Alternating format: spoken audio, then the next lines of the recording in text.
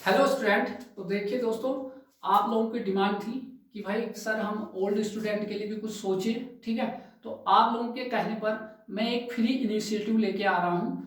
अब बुक का नाम मैं नहीं लूंगा यहाँ पर, ठीक है, बुक का नाम कॉपीराइट इश्यू के कारण नहीं लूंगा, लेकिन प्रीवियस ईयर के आपको मैं ये आपको थंबनेल में तो दिख ही रहा है, कुछ दिन बाद थंबनेल भी हट जाएगा, तो ध्यान रखिए। तो प्रीवियस ईयर क्वेश्चन के प्रीवियस ईयर जहां भी जिस भी स्टेट में क्वेश्चन आए हैं, लेटेस्ट क्वेश्चन आपके आए हैं, उन सबको जो है डिटेल में हम सॉल्यूशन कर रहे हैं। ठीक, ये आप लोगों की डिमांड पर, तो मैं अपने वादे पर खरा उतर गया। लेकिन अब आपको भी क्या करना है, सबसे पहले तो जो बच्चे नए हैं चैनल को लाइक करिए और सब्सक्राइब करिए। जो ओल्ड बच्चे हैं उनको क्या करना है भाई, आप लोगों के लिए ही लेके आया हूं। तो आपको ध्यान से देखिए, मैं कह रहा हूं, आपको जो है हर जो भी बच्चे हैं कम से कम एक बच्चा 4-5 लोगों को वीडियो शेयर करेगा और सब्सक्राइब भी करवाएगा उनसे। ठीक है, आप लोगों के रिस्पॉन्स पर ही ये एमसीक्यू वाला, जो ध्यान से देखिए, एमसीक्यू वाला जो सीरीज है आगे बढ़ पाएगा। तो ये आपकी जिम्मेदारी है भाई, क्योंकि क्योंकि वीडियो को बनाने में, फिर सॉल्यूशन देखने में, कंटेंट में बहुत टाइम लगता है, मेहनत कर रहा हूँ। अगर मैं मेहनत कर रहा हूँ तो कम से कम कुछ आप बच्चों तक शेयर तो करिए, है कि नहीं। तो ये आप लोगों की रिस्पॉन्सिबिलिटी है, ठीक, और बाकी पढ़ाना मेरा काम है। ठीक है भाई, चले फिर। तो ध्यान रखिए, तो प्रीवियस ईयर क्वेश्चन को सॉल्व कर रहे हैं, बहुत सारे क्वेश्चन को सॉल्व करेंगे, लेकिन फिर से क्या बोल रहा हूँ, कॉपीराइट इश्यू के कारण मैं बुक का नाम नहीं ले रहा हूँ। ठीक है, कल को दिन पता चला मुझ पर कोई केस ठोक दे, ठीक है, कोई भरोसा ढूंढना है। चलिए, तो ध्यान रखिए। तो भाई यहाँ देखिए, यहाँ देखिए, अब क्योंकि अभी मशीन चल रहा है और ठीक है, इंडक्शन मशीन चल रहा है, तो यहीं से मैंने टॉपिक उठाना शुरू कर दिया है। ठीक, तो इंडक्शन मशीन बात हुआ, लेकिन आपको जो है शेयर और सब्सक्राइब करवाना है अपने दोस्तों से, करवाए, इतने इतने बच्चे हैं। ठीक है, ध्यान रखिए। तो क्वेश्चन नंबर फर्स्ट क्या है बच्चे, यहाँ देखिए, जरा ध्यान से आपको देखना है। क्या देखना है भाई, ये देखिए, ध्यान से देखिएगा भाई।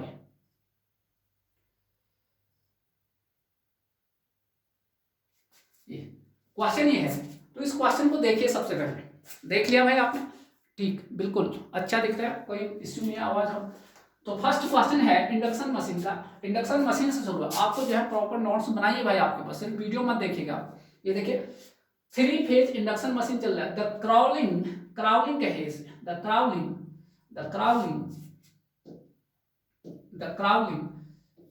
In the induction motor is caused by, the crawling in the induction motor is caused by. भाई आपको मैंने लगभग लेक्चर नंबर 16 या 17 में पढ़ाया, बहुत डिटेल में पढ़ाया क्राउलिंग। वैसे भी मैं जो चीज पढ़ाता हूँ बहुत डेप्थ में रहता है, तो वहां पर आपको पता है क्राउलिंग है इंडक्शन मोटर में क्यों होता है। ये जो है, ये देखिए 2021 में ये लेटेस्ट जो है उससे करा रहा हूं मैं आपके पास। लेटेस्ट जो क्वेश्चन आया आपको, कोई भी प्रीवियस ईयर का क्वेश्चन है छूट नहीं पाएगा। ठीक है, ध्यान रखिए। कमेंट बॉक्स में क्या करना है, ये किस बुक के क्वेश्चन करा रहा हूं आपको मुझे कमेंट करके बताना है। ठीक है, ध्यान रखिए। चले, the crawling in the induction motor is caused by, किसके कारण होता है क्राउलिंग, ये पूछ रहा है आपके पास। देखिए, पहला ऑप्शन है improper design of stator lamination. भाई आपको पहले कहा है, लैमिनेशन वर्ड जहां भी आए उसका रिलेशन आपको एडी करंट से ऐड करना है। ठीक है, लैमिनेशन का यूज तभी करते हैं जब एडी करंट को क्या करना है, रिमूव करना है। तो ये तो आपको रेस से बाहर। लो वोल्टेज सप्लाई, इससे कोई लेना देना है नहीं। हाई लोड, इससे भी कोई लेना देना नहीं है। तो आपको डिटेल में पढ़ाया भी था। तो harmonics develop in the motor में आपके जो हार्मोनिक होते हैं, बताया था ना, एक स्पेस हार्मोनिक था, दूसरा क्या था, टाइम हार्मोनिक। बताया आपको लेक्चर नंबर 19 या 20 में आपको बहुत डिटेल में पढ़ाया था मैंने, स्पेस हार्मोनिक और टाइम हार्मोनिक आपके ऊपर पढ़ाया था। तो आपके पास जो हार्मोनिक है उसके कारण ही, ठीक है, harmonics developed in the motor, इसी के कारण ही क्या होता है आपके पास, क्या होता है भाई, हार्मोनिक के कारण ही आपका जो स्पीड है वो स्लो होने लग जाता है। स्पीड स्लो होने को ही क्या बोलते हैं, क्राउलिंग। देखा ना, बच्चा जो होता है क्राउल करता है, क्राउल से धीरे धीरे रैंक के चलता है, तो वैसे यहाँ पे स्पीड भी धीरे धीरे चलता है। ये वाला हार्मोनिक बताया था,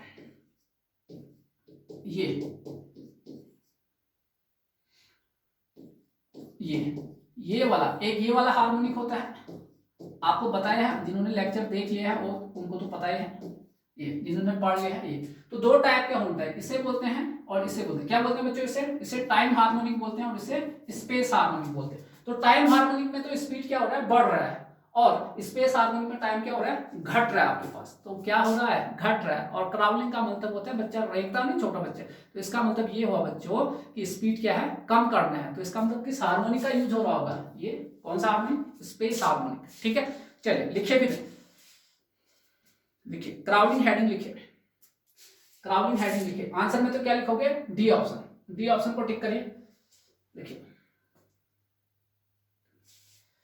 लिखिए भाई।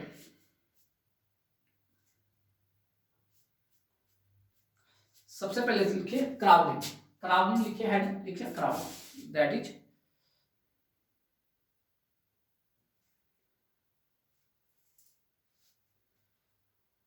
इंडक्शन मोटर का स्पीड स्लो हो जाना ही, स्लो हो जाना ही क्राउलिंग, क्राउलिंग कहलाता है। बिल्कुल सटीक आंसर, टू द पॉइंट। ठीक है, point number 2, point crawling phenomena mainly, crawling phenomena mainly motor में हार्मोनिक्स डेवलपमेंट के कारण होता है। ठीक है, थर्ड लिखिए, कौन सा हार्मोनिक, ये थर्ड लिखिए स्पेस हार्मोनिक,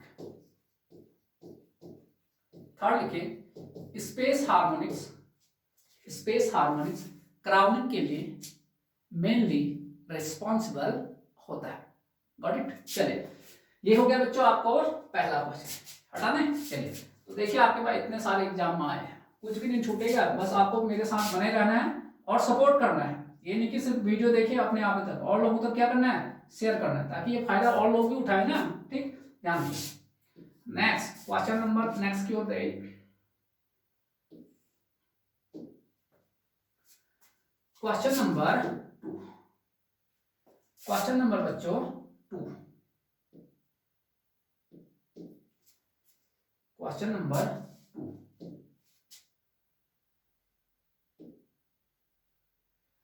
क्वेश्चन नंबर 2, रुकिए भाई पहले क्वेश्चन ले आते हैं।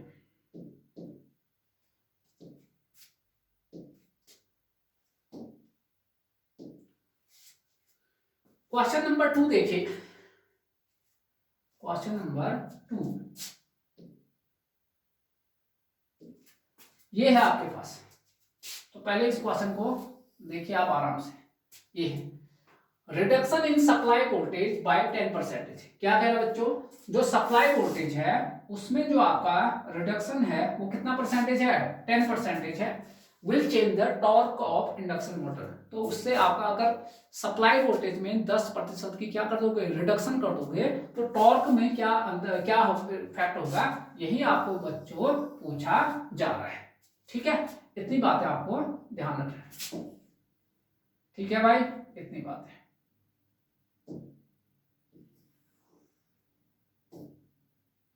अब यहां देखिए भाई,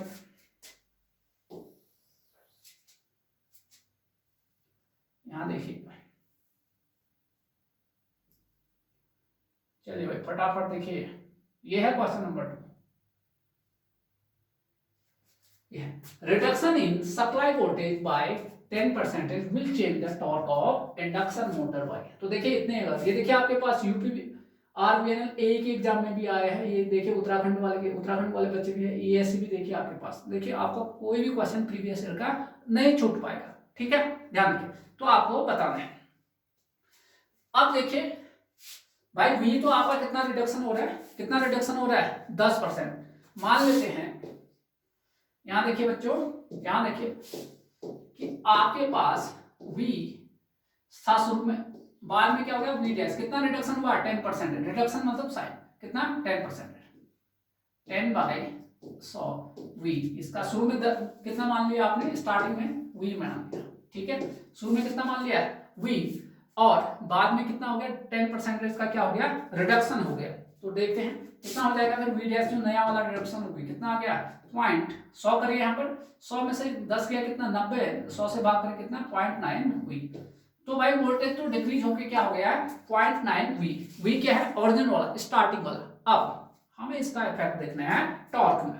तो टॉर्क में क्या होगा, टॉर्क देखिए बच्चों, आपको पता था टॉर्क प्रोपोर्शनल वी स्क्वायर, जब हमने टॉर्क का डेरिवेशन कराया आपको इंडक्शन में, तो यहाँ पर एक चीज पता चला था कि टॉर्क क्या होता है, वोल्टेज के स्क्वायर। यह तो था आपके पास, क्वेश्चन भी कराया आपके पास, ऐसी बात नहीं है।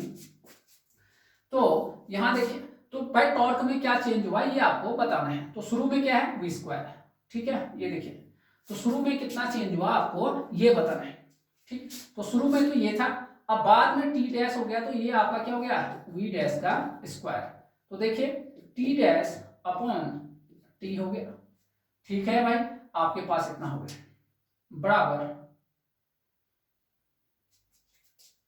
बराबर कितना हो गया भाई, इसको मैं भाग कर रहा हूँ, टी डैश कितना है, वी स्क्वायर कितना हो गया, 0.9 वी का स्क्वायर अपॉन वी स्क्वायर कितना हो गया, 0.81 आ गया। तो यहां से टी डैश बराबर 0.81 टी, कितना होगा 0.81 टी। अब कितना चेंज हुआ टॉर्क में, ठीक है, इतना लिख लीजिए। अब टॉर्क में कितना चेंज हुआ वो भी देख लेते हैं, टॉर्क में बच्चा कितना चेंज हुआ वो देख लेते हैं। तो टॉर्क में देखिए फाइनल, ध्यान रखिए, फाइनल चेंज, अच्छा यहां देखिए चेंज इन टॉर्क लिखिए, change in torque, change in torque, change in torque, यहां देखना भाई, देखिए change in torque, change in torque. तो क्या बताया था आपको, क्या होता है, new minus old upon old, यही तो होता है, new minus old upon old आपके पास, ठीक है। अच्छा परसेंटेज ये आपके पास है, न्यू आपके पास है, न्यू कितना आ गया, न्यू आ गया 0.81 टी, ओल्ड टॉर्क कितना T, old torque T, old torque तो टी है ना, ये देखिए ओल्ड वाला, तो भाई बताया कितना आ गया, -0.19, इतना आ गया। इतना अगर आप उसको परसेंटेज में करोगे तो कितना आएगा, -19%, कितना आया बच्चों, -19%, -19%। ये माइनस साइन क्या दिखा रहा है, रिडक्शन को, कि आपका क्या हो रहा है, कमी हो रहा है, ठीक है। तो इसलिए आपका ये रिडक्शन हो गया, ये आपका माइनस साइन जो है बच्चा रिडक्शन को दिखा रहा है। तो कितना ऑप्शन हो गया, 19% का क्या हो गया, रिडक्शन हो गया टॉर्क में, जब आपने सप्लाई वोल्टेज में 10% का क्या करा, रिडक्शन करा। समझ में आई बात, इतनी बात आपको समझ में आ गई। तो आपका कौन सा ऑप्शन सही हो गया, बी ऑप्शन आपका सही हो गया। तो इस प्रकार से क्वेश्चन को सॉल्व किया जाता है, ठीक है। टॉर्क का इक्वेशन ये था, आपके पास पता है, वी स्क्वायर आपने पूरा डिटेल में पढ़ा दिया। चलिए भाई नेक्स्ट क्वेश्चन की ओर मूव करते हैं, नेक्स्ट क्वेश्चन की ओर मूव करते हैं। तो ध्यान रखिए, आप बिल्कुल प्रॉपर तरीके से नोट करने वाले हो आपके पास, ठीक है। नेक्स्ट क्वेश्चन की ओर आइए,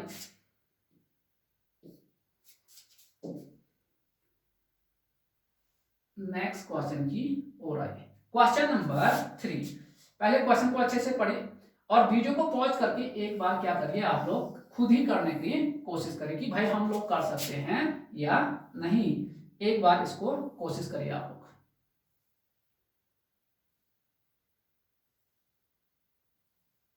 चलिए भाई फटाफट देखिए, ये है भाई क्वेश्चन नंबर 3, आपकी स्क्रीन पे दिख रहा है, ठीक है, स्क्रीन पे दिख रहा है। In a 3-phase induction motor the frequency of rotor EMF at stand still. तो बच्चा यहीं पर आप एक चीज नोट कर लोगे, क्या करोगे, एक चीज को नोट कर लोगे,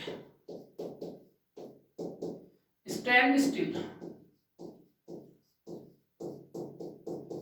स्टैंड स्टिल एक वर्ड आया है यहाँ पर, ठीक है। तो ध्यान रखिए, in a 3-phase induction motor the frequency of rotor EMF at stand still is equal to, तो क्या होगा, रोटर का ईएमएफ स्टैंड। तो स्टैंड स्टिल का मतलब मैंने बताया था भाई, आपने जो पेड यूजर है जो वीडियो देख रहे हैं उनको पता भी है, स्टैंड स्टिल का मतलब होता है रोटर का स्पीड कितना होना, 0 होना आपके पास, दैट इज एनआर बराबर 0, यही बताया। अब स्लिप क्या है, स्लिप बराबर एनएस माइनस एनआर, यही तो होता है बच्चा, NS minus NR upon NS. तो ये आपका स्लिप हो गया, एनएस, ठीक है, एनआर कितना 0, एनएस ये हो गया, एस बराबर कितना 1। तो भाई स्टैंड स्टिल कंडीशन में स्लिप का मान कितना आ गया, 1 आ गया। लेकिन पूछा क्या गया है आपको, फ्रीक्वेंसी ऑफ रोटर। तो रोटर फ्रीक्वेंसी क्या होता है, रोटर फ्रीक्वेंसी क्या बताए भाई, रोटर फ्रीक्वेंसी बताइए। रोटर फ्रीक्वेंसी एफ डैश बराबर क्या था, एस एफ था, ये तो था। एस स्लिप है, एफ स्टेटर का फ्रीक्वेंसी, एफ डैश क्या होता है, रोटर का फ्रीक्वेंसी। तो एफ डैश बराबर एस का मान कितना है 1, एफ का मान तो एफ ही है, तो बराबर एफ आ गया, ये आपके पास। तो ध्यान रखिए, ये क्वेश्चन देखिए कहाँ कहाँ आगे कौन से एग्जाम में आप दे भी सकते हो यहाँ पर, ठीक है। तो इसका मतलब रोटर फ्रीक्वेंसी का मान क्या होगा, एफ। तो कौन सा ऑप्शन सही हो गया बताइए, ए ऑप्शन आपका सही हो गया, ठीक है। तो लिखिए, अतः रोटर फ्रीक्वेंसी एफ डैश बराबर एफ होगा, ठीक है। चलिए, तो देखिए आपके पास, देखिए लेटेस्ट क्वेश्चन 2021-22 के करा दे रहे हैं, कौन कोई कराता है क्या, ऐसा नहीं कराया गया इतना लेटेस्ट क्वेश्चन आपके पास। नेक्स्ट आइए,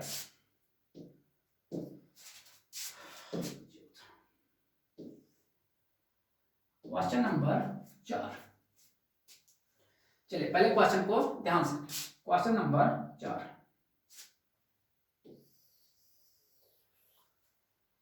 क्वेश्चन नंबर 4।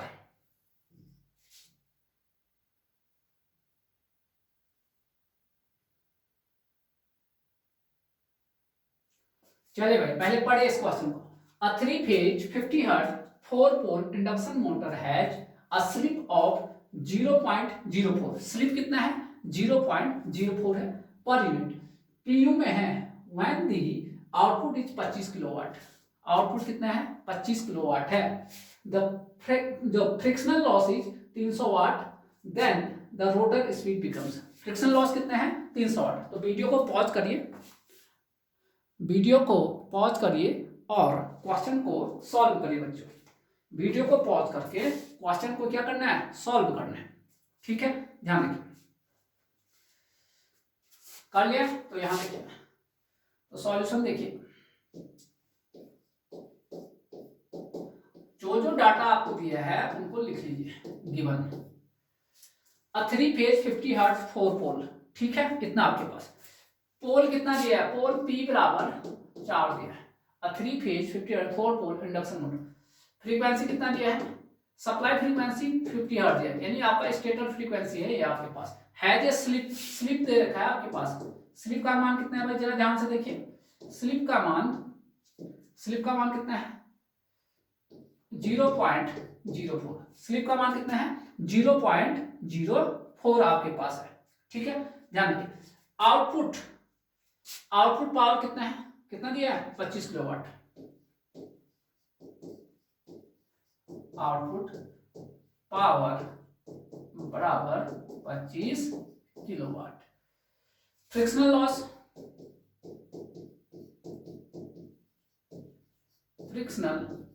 लॉस कितना है 300 वाट है, भाई आपके पास, ठीक है। देन द रोटर स्पीड, तो आपको रोटर का स्पीड यानी एनआर को निकालना है। तो जब भी आपको भाई कभी भी क्वेश्चन दिखे तो सबसे पहले अच्छे से क्वेश्चन को रीड करना है, सीधे यानी कि पेन नहीं चलाना, अच्छे से रीड करना है, तब जाके डाटा को लिखना है, अब आगे आपका प्रोसेस है। तो भाई ये पोल ये सब दिया है, तो इससे मैं सबसे पहले निकालने वाला हूं सिंक्रोनस स्पीड। सबसे पहले क्या निकालने वाला हूं, सिंक्रोनस स्पीड, क्योंकि यहां देखिए ns बराबर 120 f अपॉन p होता है। 120 तो ठीक है, f का मान कॉपी करिए कितना है 50 है, p का मान कितना है भाई 4। तो सबसे पहले यहां देखोगे, इसको सॉल्व करोगे तो ये आ गया आपका 1500 आरपीएम। कितना आ गया 1500 आरपीएम, कितना आया 1500 आरपीएम आपका यहां से प्राप्त हो चुका है, ठीक है भाई। इतनी बातें आ गई आपके पास। अब आपको रोटर स्पीड निकालना है। अब जरा ध्यान से देखिए, चूंकि स्लिप का क्या होता है भाई ns minus N R upon ns, यही तो होता है भाई आपके पास, यही तो रहता है। तो आप इसको सॉल्व करोगे तो nr बराबर क्या होता है ns 1 minus s, ns 1 minus s। तो मान रखिए आपके पास जो मान दिया है बराबर ns का मान तो आपके पास है कितना 1500, 1 माइनस s का मान यहां से कॉपी करिए 0, ये है आपके पास। ठीक है, इतनी चीजें आपके पास होगी। जब इसको सॉल्व करोगे तो ये कितना आ जाएगा भाई, सॉल्व करिए, आपके पास कितना आया 1440 RPM इतना आ गया। तो देखिए आपके ऑप्शन में कहां दिख रहा है आपके पास, तो ध्यान से देखोगे तो आपको ऑप्शन नंबर ए आपका सही हो जाएगा।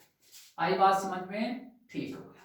चले आगे, चलिए क्वेश्चन नंबर 4 तो आपका बच्चा हो गया। चलिए क्वेश्चन नंबर 5 की ओर आइए। तो क्वेश्चन नंबर 5 की ओर आपको आना है। जरा ध्यान से इस क्वेश्चन को देखें। ये देखिए क्वेश्चन नंबर 1 की तरह, इफ एन इंडक्शन मोटर, देखिए if an induction motor with certain ratio of rotor to stator slot runs at 1/7 of speed, the phenomena will be.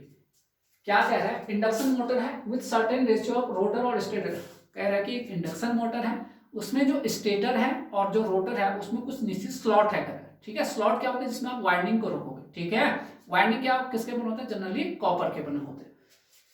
क्या कह रहे हैं, किस पर रोटेट करता कह रहा है 1/7 ऑफ द स्पीड, यानी आपका रोटेट कर रहा है, जो आपका स्पीड है वो मान लेते हैं ns है, इससे आपका 1/7, तो 1/7 तो यही तो हुआ ना 1/7, तो आपके पास कितना 1/7 से आपको, तो यहाँ पर 7 से भाग कर लो या गुना कर लो, भाग कर लो, मैंने बताया था। तो कैसा हार्मोनिक दिख रहा है आपको, स्पेस हार्मोनिक। यहाँ पर स्पीड क्या हो रहा है, 7 से भाग करोगे स्पीड कम होगा, डाउन होगा। अब बताइए, आपको एक बताया था फिनोमिना क्या होता है, जब स्पीड कम होने लगता है तो उस फिनोमिना को क्या बोलते हैं बच्चों, उसको बोलते हैं क्राउलिंग। छोटा बच्चा रैंकता है, आपके पास यही तो बात हुई थी। तो इस फिनोमिना को बोलते हैं क्राउलिंग बोलते हैं। कहां पर है क्राउलिंग, ये आपके पास, ठीक है। तो ये आपके पास, तो आपको अच्छे ढंग से आपको क्लियर रहना चाहिए, जब भी स्पीड कम होता है तो उसे क्राउलिंग बोलते हैं। ये कौन सा हार्मोनिक, स्पेस हार्मोनिक आपके पास, ठीक है। तो इतनी चीजें आपको ध्यान में रहना चाहिए, ठीक है। तो इसी को तो आप क्राउलिंग करते हैं जब आपका स्पीड क्या होने लगता है, कम। कॉगिंग का मतलब तो ये होता है बच्चों कि मोटर जो है आपका जो है स्टार्ट होने से मना करते हैं, स्टॉप, फेल टू स्टॉप, पढ़ाया था ना आपको लेक्चर नंबर 20 में, याद करिए, ठीक। तो आपको डेप्थ में पढ़ा। तो ये हो गया आपके पास। हमिंग साउंड अलग होते हैं, जैसे ट्रांसफार्मर के पास जाइए आपको एक आवाज आता है, सिर्फ ट्रांसफार्मर में नहीं होता है हमिंग साउंड, आप जो है ट्रांसमिशन लाइन में भी आपका कोरोना के कारण क्या आने लगता है, हमिंग साउंड आने लगता है। और हंटिंग तो आपका ऑक्सीलेशन करता है, दोलन करता है, वो सब पढ़ाया आपके पास, आप लेक्चर नंबर 22-23 में आपको हंटिंग बहुत डिटेल में पढ़ा गया, ठीक है। नेक्स्ट चलिए, कितना हो गया 5 क्वेश्चन, 6 क्वेश्चन की ओर आइए। ये फिर से आइए बच्चों। तो देखिए आपको ईयर भी दिख रहा है कौन से, बिल्कुल लेटेस्ट 2011 कितने 21 के क्वेश्चन। उठाओ यूट्यूब का कोई भी चैनल, आपको कहीं नहीं मिलने वाला है ये सब, ठीक है, ध्यान रखिए।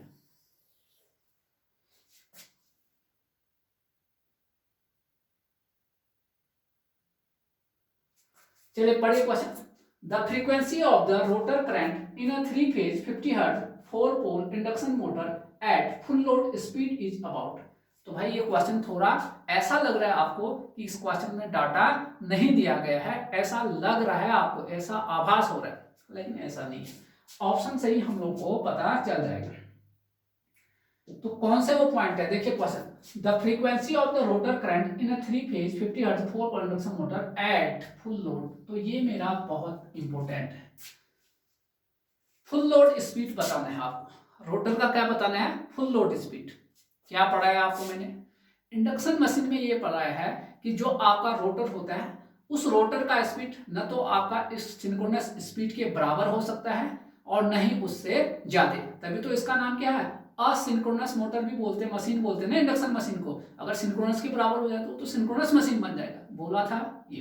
तो क्या कहा मैंने कि भाई आपके पास इंडक्शन मशीन में रोटर का स्पीड सिंक्रोनस से क्या हो सकता है, ज्यादा और बराबर नहीं हो सकता है, ठीक है। और अगर फुल लोड की बात कर रहा हूं तो इसका मतलब है फुल लोड स्पीड किसके बराबर जाने की कोशिश कर, बराबर तो नहीं होगा लेकिन उसके पास जाने की कोशिश करेगा रोटर का स्पीड, समझे।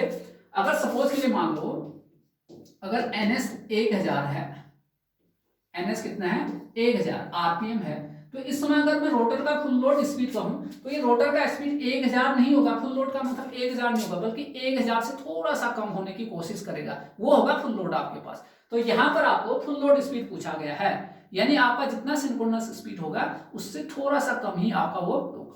ठीक है, चलिए तो सबसे पहले बच्चों यहाँ देखिए, तो आगे आपको कहानी समझ में क्या था आपके पास, तो फुल लोड को आपको अंडरलाइन करना है।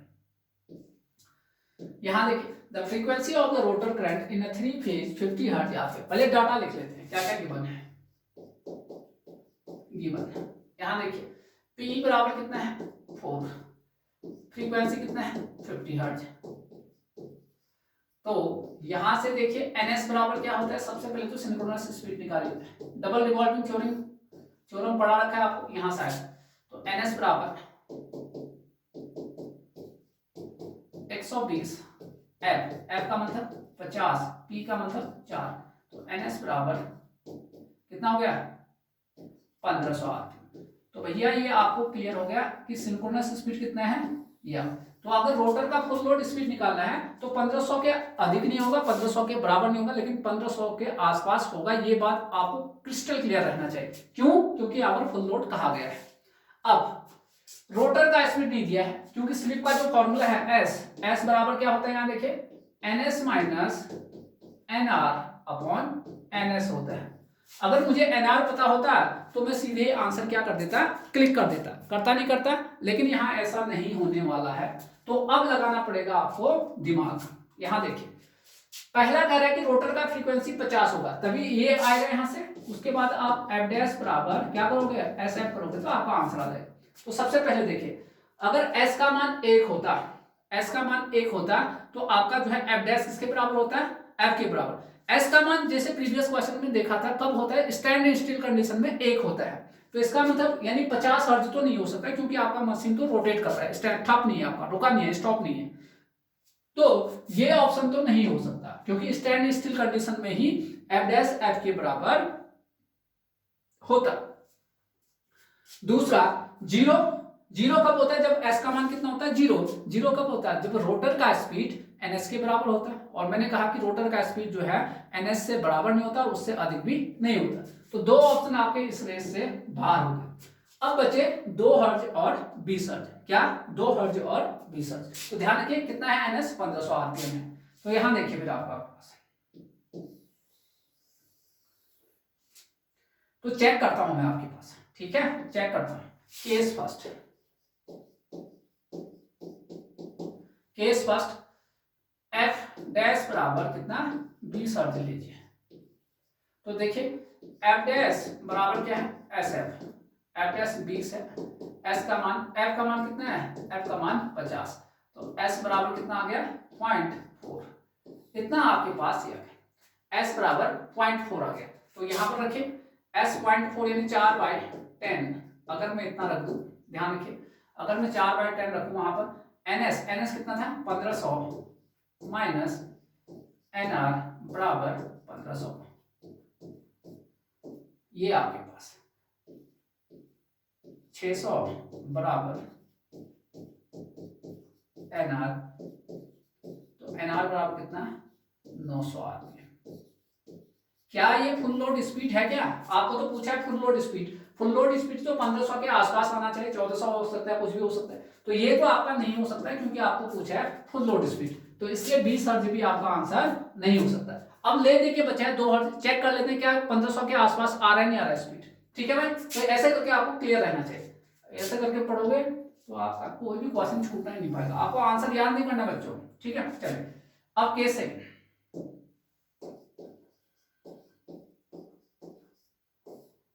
केस सेकंड, यहां देखिए केस सेकंड कितना है भाई, एफ डैश बराबर मैं कितना ले लेता हूं 2 हर्ट्ज, तो एफ डैश बराबर कितना एस एफ, ये 2 हो गया, एस का मान निकालना है, एफ का मान कितना है 50, एस बराबर 2/50, फॉर्मूला लिखिए 2/50 बराबर क्या होता है, ये होता है ना, वो उसमें रखिए एस का मान, एनएस कितना है 1500 माइनस एनआर अपॉन 1500, 50 से 50 60, तो एनआर बराबर 1440, 1440। देखा, ये कहा था ना मैंने, बिल्कुल 1500 के आसपास वाला स्पीड हुई फुल स्पीड कहलाता। यानी 1440 क्या है, 1500 के पास तो है कम से कम 900 से। तो इसका मतलब ये हुआ बच्चों कि हमारा जो ऑप्शन है वो क्या सही होगा, सी ऑप्शन सही होगा। तो आपको थोड़ा सा इसमें दिमाग लगाना था आपके पास, ठीक है, तो ध्यान रखिए आपके पास, तो आपको ध्यान रखना है आपके पास, ठीक है। तो नोट करके लिखिए एक पॉइंट, रोटर का फुल लोड स्पीड, रोटर का full load speed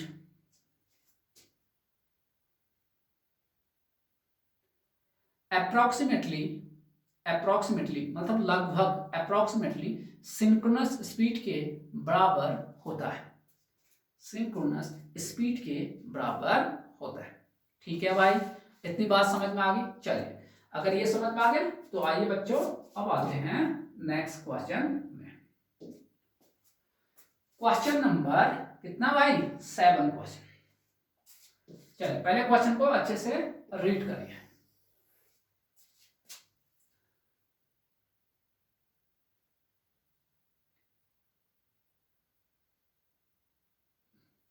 Question number 7. The rotor power output of 3-phase induction motor is 15 kilowatt. Video को पॉज करके सॉल्व करिए। देखिए, the rotor power output of 3-phase induction motor is 15 kilowatt, 15 kilowatt. The rotor copper loss at a slip of 4% will be. तो rotor का copper loss आपको बताना है। Lecture number शायद 10 या 9 में, शायद लेक्चर नंबर 9 में आपको मैंने power flow diagram of induction machine बताया था, आपको बहुत डिटेल में पढ़ाया था ना। E1 बच्चे, E2 या जो भी हमारे पेड यूजर बच्चे हैं उनको पता है, ठीक है। और जो ऑफलाइन वाले बच्चे हैं उनको भी पता है, क्लास में पढ़ाया गया है आपके पास। तो आपको ध्यान रखना है, क्या कह रहा है पहले ध्यान से देखिए। The rotor power output of a 3-phase induction motor is 15 kilowatt, the rotor copper loss at a slip of 4% will be, 4% slip पर क्या होगा ये पूछा जा रहा है, ठीक है। यहाँ देखिए, तो देखिए आपके पास सॉल्यूशन तो आपको लिखना ही है, सॉल्यूशन तो जो गिवन है वो आप लिख लें। The rotor power output, rotor का पावर आउटपुट ये पूछ रहा है सबसे पहले तो आपके पास, ठीक है। रोटर का पावर आउटपुट अगर आप पावर फ्लो डायग्राम देखोगे जो बताया था, तो इसका मतलब मैकेनिकल पावर होता है। क्या होता है, मैकेनिकल पावर। तो इसका मतलब ये है रोटर पावर आउटपुट यानी मैकेनिकल पावर है वो आपके पास, ठीक है। कितना दिया है, 15 किलोवाट। क्या दिया भाई, 15 किलोवाट दिया है। The rotor copper loss at, ठीक है, इतनी बात। Rotor copper loss, rotor copper loss ये आपको निकालना है। क्या निकालना है, रोटर कॉपर लॉस, ये आपको क्या करना है, निकालना है। तो rotor copper loss P copper बराबर क्या होता है, एस पीजी, ये होता है आपके पास, ये बताया था। पीजी क्या होता है, रोटर का इनपुट पावर। एस क्या है, स्लिप, स्लिप कितना है 4%, 4% मतलब 0.04 आपके पास ये होता है। ये तो बताया गया था आपके पास बच्चों, तो इतना आपको ध्यान रखना है। तो सबसे पहले पीजी क्या है भाई आपके पास, पीजी होता है rotor input power, rotor input power होता है, नहीं होता है, इनपुट पावर। अब जरा ध्यान से देखिएगा आपके पास जो मैं बताने वाला हूं आपके पास, ठीक है, इतनी बात आपको ध्यान में रखिएगा। आई बात समझ में। तो क्या बताया था, पीएम बराबर पीजी 1 माइनस एस, यही तो बताया था। तो बताइए पीएम, यहां से क्या पता चला, पीजी निकालना है। पीजी बराबर पीएम 1 माइनस एस। पीएम कितना है भाई, पीएम 15 किलोवाट है, किलो का मतलब 1000 होता है, ये देखिए 1000, 1 माइनस एस, एस का मतलब 0.04। इसको सॉल्व करिए तो आपको पीजी मिल जाएगा, ठीक है। तो पीजी बताइए कितना आया, 15625 वाट, 15625 वाट, इतना आ गया आपके पास, कितना आ गया, 15625 वाट। अब आपको क्या निकालना है, रोटर कॉपर लॉस निकालना है। यहाँ देखिए रोटर कॉपर लॉस क्या होता है, एसपीजी, एस का मतलब क्या, 0.04, ये तो है ना भाई, यहाँ देखिए 0.04 इंटू पीजी 15625 625। तो आप इसको करिए, आप मल्टीप्लाई गुना भाग जो भी करना है करिए, ठीक है। 0.04 15 625, तो ये क्या 625, तो इसको गुना करिए तो कितना है 625 वाट। तो ये तो एक मैथमेटिकल एनालिसिस, ठीक है, 625 वाट, ठीक। तो अभी ये देखिए झारखंड में भी आया था एक एग्जाम में, तो 625 वाट आपके पास। देखिए आपको हो रहा है ना प्रैक्टिस, बिल्कुल आपका किसी भी स्टेट का कोई भी क्वेश्चन हो छूटेगा नहीं आपको। फायदा क्या है, जो टीसीएस है कॉपी करता है अपने प्रीवियस ईयर क्वेश्चन को, इसलिए आपको ये पढ़ना जरूरी है आपके पास। आपको कॉन्सेप्ट तो पढ़ना ही, आपको उतना डिटेल में जो मैंने पढ़ा है उसको पढ़ना तो है ही, साथ में क्वेश्चन भी करने जरूरी है आपके पास, ठीक है, ध्यान रखिए आप। चलिए भाई नेक्स्ट क्वेश्चन की ओर आते हैं। तो 7 क्वेश्चन हो गए, क्वेश्चन नंबर 8, चलिए फटाफट।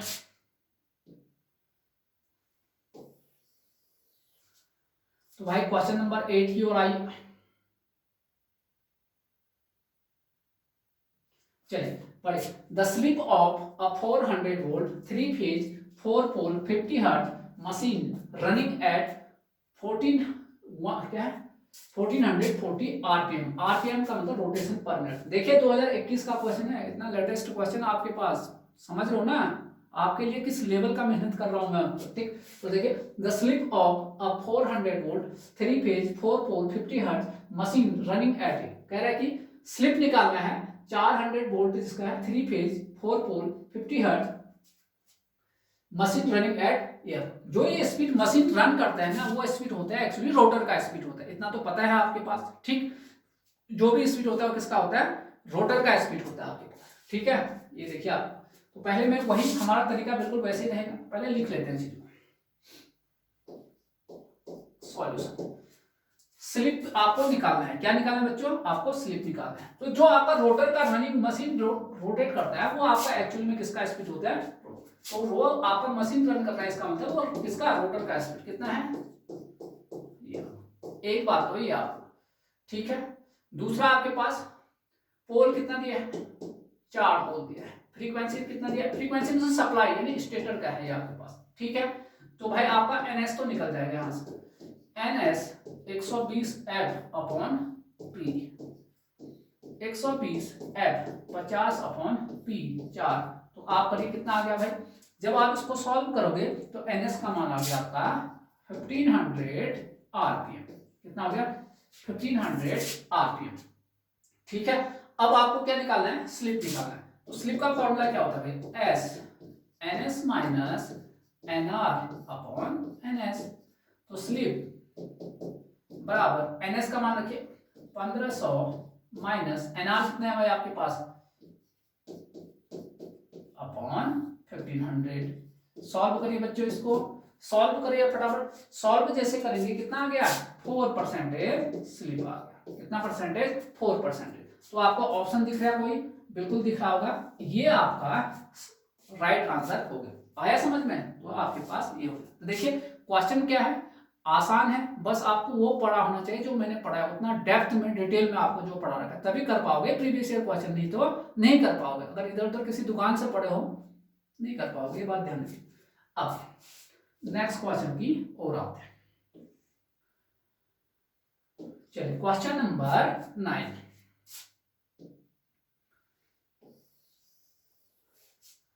क्वेश्चन नंबर 9 की ओर आइए, क्या कह रहा है क्वेश्चन, जरा उसको देख लीजिए। क्या कह रहा है भाई, इन an induction motor the ratio of, क्या कह रहा है, किसका रेशियो कह रहा है, the ratio of rotor copper loss and input is. तो मतलब ये है कि भैया आपको जो है रोटर कॉपर लॉस और रोटर को दिया जाने वाला इनपुट का क्या निकालना है, अनुपात निकालना है, ठीक है। क्या बताया था आपको सॉल्यूशन देखिए, रोटर कॉपर लॉस क्या होता है, रोटर कॉपर लॉस अभी तो बताया था S PG input to the rotor बराबर पीजी।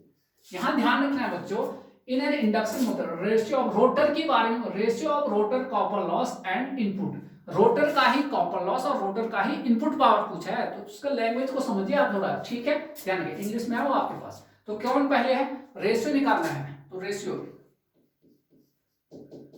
कौन ऊपर है, रोटर कॉपर लॉस, तो रेशियो निकालते समय ध्यान रखते हैं जो आपके पास पहले हो उसको ऐसे लिखिए, rotor copper loss divide by rotor input, ये कह रहा है आपके पास। तो रोटर कॉपर लॉस क्या है भाई, एस पीजी है, और आपके पास ये हो गया, तो पीजी से पीजी कैंसिल, तो आपका आंसर एस आ गया। अगर ध्यान से इसको देखोगे तो आपको बी ऑप्शन आपको मैच हो जाएगा। देखिए कितना आसान सा क्वेश्चन। तो इस प्रकार से आपने कौन सा क्वेश्चन हैंडल कर लिया, 9th वाला क्वेश्चन कर लिया, बताया ना क्लास में एक। देखिए आपको जो मैं पढ़ाऊंगा उससे बाहर एक भी पॉइंट नहीं रहेगा। आपको देखिए, आपका अपना नोट्स देखिए कितना डिटेल और डेप्थ में कराया, तभी तो कह रहा हूँ जब मैं मशीन पढ़ाता हूँ तो भाई और लोगों से देखिए एक कॉपी में पूरी मशीन खत्म कर दी है, और हमारा एक कॉपी में तो ट्रांसफॉर्मर में चलता है। ठीक है, ध्यान रखें। नेक्स्ट देखिए क्वेश्चन नंबर 10। क्वेश्चन नंबर 10 देखिए भाई फटाफट। क्वेश्चन नंबर 10 देख लिया, पहले अपने मन से करने की कोशिश करोगे तुम लोग, ठीक है। पहले क्वेश्चन को अपने मन से करना है तुम लोग। चलिए भाई 10वां क्वेश्चन है, in a 3-phase induction motor running at slip S. एक क्या है, 3-phase इंडक्शन मोटर है, रन कर रहा है और स्लिप क्या है उसमें एस है। The mechanical power developed in terms of air gap PG. Air gap power ही तो रोटर पावर होता है, रोटर का इनपुट पावर ही तो एयर गैप पावर कहलाता है। यही तो पढ़ा था हमने पावर फ्लो डायग्राम में, पढ़ा था नहीं पढ़ा था, ठीक है। अब जिन बच्चों ने बिल्कुल मुझसे सारा कॉन्सेप्ट थ्योरी पढ़ा, कहीं में भी दिक्कत नहीं होगा उन लोगों को, ठीक है, ध्यान रखिए। तो देखिए आपके पास सॉल्यूशन देखिए question number 10। In a 3-phase induction motor running at a slip S, the mechanical power developed in terms of air gap power। ये पूछ रहा है आपके पास, ठीक है। इतनी बात आपको ध्यान रखना है भाई। आपको कुछ देर पहले बताया था पीएम क्या होता है, मैकेनिकल पावर। प्रीवियस क्वेश्चन में देखा था, इससे पहले कोई क्वेश्चन आया था। और पीजी क्या होता है, रोटर इनपुट या एयर गैप, रोटर इनपुट या एयर गैप पावर, और एस क्या होता है बच्चा, स्लिप होता है। अब जरा ध्यान से देखिए क्या आया था पावर फ्लो डायग्राम से, पीएम बराबर क्या आया था, पीजी 1 माइनस एस आया था नहीं आया था, यही तो बात थी। तो आपको यही निकालना है, क्या करना है, in a 3-phase induction motor running at a slip S, the mechanical power developed in terms of air gap power, यही तो पूछ रहा है आपके पास। तो क्या होगा, ये फॉर्मूला आपका आ गया। तो कहीं पर दिख रहा है पीएम बराबर पीजी 1 माइनस एस, तो सी ऑप्शन बच्चा आपका क्या हो गया, सही हो गया। ठीक है, ध्यान रखिए आप, ठीक है। कितने एग्जाम में आया हुआ, तो यहां से देखिए आप ढूंढते रहोगे, गिनते रहोगे, ठीक है। चलिए क्वेश्चन नंबर 10 तो आपका हैंडल हो गया। अब आइए क्वेश्चन नंबर 11 में। सबसे पहले वीडियो को पॉज करना है, फिर आपको जो है क्वेश्चन को क्या करना है, सॉल्व करना है। क्वेश्चन को क्या करना है बच्चा, सॉल्व करना है, ठीक है भाई। चलिए फटाफट फास्ट करिए। तो क्वेश्चन कर लिया, तो देखिए अब जरा इसको कैसे सॉल्व करते हैं।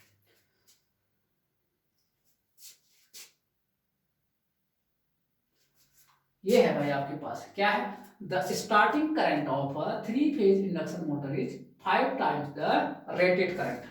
रेटेड करंट से कितना है, 5 गुना है स्टार्टिंग करंट आपके पास, ठीक है, ठीक हो गया। while the rated slip is 4%, और स्लिप कितना है, रेटेड स्लिप 4% है। तो आपको बताना है the ratio of starting torque to full load torque. आपको स्टार्टिंग टॉर्क और फुल लोड टॉर्क का क्या बताना है, अनुपात। आपको मैंने बहुत सारे अनुपात बनाए थे, छोटी प्रादेश में आपको एक सारे डेरिवेशन करा रखे हैं सब चीज, तो वही चीज आज आपको पूछा गया है, ठीक है। या तो क्या क्या गिवन है पहले उनको लिख लेते हैं। क्या गिवन है जरा देखिए, क्या करें, the starting current of 3-phase induction motor is, ये आई स्टार्टिंग इंडक्शन क्या कर रहा है, आई फुल लोड, 5 गुना है ना रेटेड करंट का। while the rated slip SFL, rated slip कितना है 4%, ये है current. The ratio of starting torque to starting full load torque, ये आपको निकालना है आपके पास, ठीक है। ये भाई आपको जब मैंने ये पढ़ाया था ये अनुपात, तो कितना आया था आपको बता सकते हो क्या मुझे, बिल्कुल क्या, I starting upon I F L, ये आया था इनटू क्या, एस एफ। ये आपका आया था नहीं आया था बच्चा, ये आया था। तो भाई आपको क्या करना है, मान रखना है। स्टार्टिंग का मान कितना है, 5 एफ एल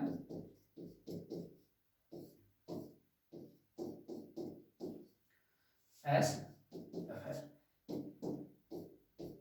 कितना आ गया, 5 का स्क्वायर कितना हो गया 25। एस एफ एल का मान कितना है 4% डिवाइड बाय 100, 25 चौको 100, यही तो हो गया आपके पास। तो यहाँ पर 4 से 4 करिए 1, यानी स्टार्टिंग टॉर्क और फुल लोड टॉर्क का अनुपात कितना आ गया, 1 आ गया आपका। कितना आ गया, 1। तो ऑप्शन में देखोगे बच्चों, तो ऑप्शन में आपको सी ऑप्शन आपका सही हो जाएगा। होगा नहीं होगा, क्लियर हो गया। देखिए आपको बिल्कुल एक एक चीजें क्लियर हो गया। चलिए नेक्स्ट क्वेश्चन की ओर आते हैं। क्वेश्चन नंबर 12 पढ़िए भाई। क्वेश्चन क्या कह रहा है आपके पास, क्वेश्चन नंबर 12 को ध्यान से पढ़ने की आपको जरूरत है। पढ़ लिया भाई, ये देखिए, in 3-phase induction motor sometimes copper bars are placed deep in the rotor। क्या कह रहा है जरा ध्यान से देखिए, क्या ये कह रहा है कि इन 3-phase, क्या कह रहा है, इंडक्शन मोटर समटाइम्स, कह रहा है कि 3-phase इंडक्शन मोटर में कभी कभी copper bar are placed deep in the rotor. Copper bar को रोटर में डीप लगाया जाता है, डीप प्लेस्ड किया जाता है। ऐसा क्यों करते हैं, ये आपको कहा जा रहा है। ठीक है, इतनी बातें आपको समझ में आना चाहिए। ठीक है, तो भैया आपके पास कभी कभी क्या होता है, आपने पढ़ा, जब मैंने कंस्ट्रक्शन पढ़ाया तो वहां पे भी आपको देखा होगा ये सब चीजें। ठीक है, अब जिन बच्चों ने नहीं पढ़ाया कॉन्सेप्ट नाम से थ्योरी, तो उनके लिए मैं बता दूं, जब हम उसको रखते हैं तो ये देखिए, इन 3-phase induction sometimes copper bar को रोटर में डीप करने का इस तरीका करने का मेन पर्पज ये होता है कि हमें स्टार्टिंग परफॉर्मेंस को क्या करना होता है, इंप्रूव करना होता है। मशीन के स्टार्टिंग परफॉर्मेंस को क्या करना है, इंप्रूव करना है। अब स्टार्टिंग परफॉर्मेंस क्या है भाई, क्या बताया, जिन्होंने पढ़ा है उनको पता है। स्टार्टिंग परफॉर्मेंस ये होता है, starting performance, starting performance improve करना है। इसका मतलब क्या होता है, दो लोग हैं आपके पास, एक स्टार्टिंग करंट कम होना चाहिए और स्टार्टिंग टॉर्क ज्यादा होना चाहिए। ये है आपके पास स्टार्टिंग परफॉर्मेंस इंप्रूव होने, मशीन का मतलब ये है कि स्टार्टिंग करंट आपका क्या होना चाहिए, कम होना चाहिए, तभी तो लॉसेस कम होंगे, और टॉर्क ज्यादा होना चाहिए क्योंकि जल्दी स्टार्ट होगा ना। तो ये आपके पास, तो भाई अगर आप उसको लगा रहे हो कि आपके पास कॉपर का बार लगा रहे हो, कॉपर का मतलब रेजिस्टेंस है उसमें आपके पास, ठीक वैसे भी आपका जो स्टार्टिंग टॉर्क है कॉपर लॉस के क्या होते हैं, प्रोपोर्शनल होता है। कॉपर लॉस जितना ज्यादा होगा उतना ही आपका क्या होगा, स्टार्टिंग टॉर्क ज्यादा होगा। स्टार्टिंग टॉर्क ज्यादा है तो परफॉर्मेंस क्या हो रहा है, सुधर रहा है, यानी इंप्रूव हो रहा है, वो अलग बात है। इफिशियंसी क्या होगा, कम हो जाएगा, लेकिन अभी स्टार्टिंग की बात कर रहे हैं। ठीक है, तो अगर आपने कॉपर का बार लगा दिया तो यानी कॉपर लॉस होगा, उसमें कॉपर लॉस होगा। कॉपर लॉस के प्रोपोर्शनल कौन होता है, यहाँ देखिए, स्टार्टिंग टॉर्क आपके होते हैं ना, I square R dash upon S होता है, नहीं होता है, ये होता है आपके पास। इसका मतलब ये हुआ कि अगर आपने कॉपर का डीप बार लगा दिया है तो इसका मतलब आपका कॉपर लॉस होगा। कॉपर लॉस प्रोपोर्शनल, ये कॉपर लॉस के समानुपाती क्या है, ये है टॉर्क। तो इसका मतलब स्टार्टिंग टॉर्क ज्यादा हो जाएगा। स्टार्टिंग टॉर्क ज्यादा होने का मतलब स्टार्टिंग परफॉर्मेंस क्या होगा, इंप्रूव होगा। तो लिखिए भाई, लिखिए, कभी कभी इंडक्शन मोटर में कॉपर बार को रोटर में डीप करके, डीप लिखा है यहां पर, डीप करके प्लेस्ड किया जाता है, क्योंकि ऐसा करने पर मशीन के स्टार्टिंग परफॉर्मेंस इंप्रूव हो जाते हैं। कॉपी करिए, स्टार्टिंग परफॉर्मेंस का ये है, इंप्रूव होने का मतलब भी ये हो गया। ठीक है, अब नेक्स्ट लिखिए, क्यों ऐसा हो जाता है, क्योंकि आपको पता है starting torque proportional to rotor copper loss. अब कॉपर का तुम वहां पर बार रख दोगे तो लॉस तो आएगा ही उसमें, तो लॉस बढ़ गया तो स्टार्टिंग टॉर्क भी बढ़ गया।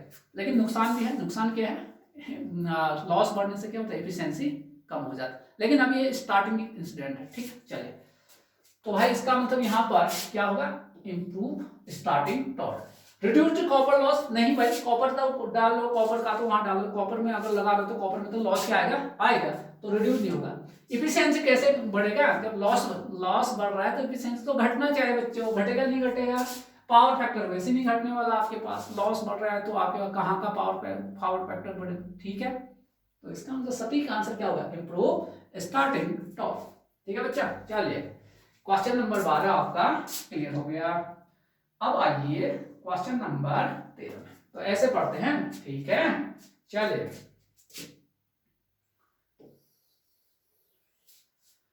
आइए भाई पढ़िए क्वेश्चन को, क्या कहा है।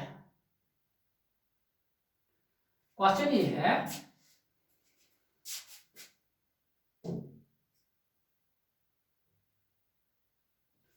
During starting of 3 phase induction motor, देखिए अभी उत्तर प्रदेश राज्य विद्युत निगम लिमिटेड ए में आया है क्वेश्चन, ये देखिए इतना यार तुम लोगों के लिए इतना मेहनत कर रहा हूँ, सटीक 2021 के क्वेश्चन भाई, इतना लेटेस्ट कौन लेके आता है, वो सिर्फ हम ही ले आते हैं भाई, ठीक है।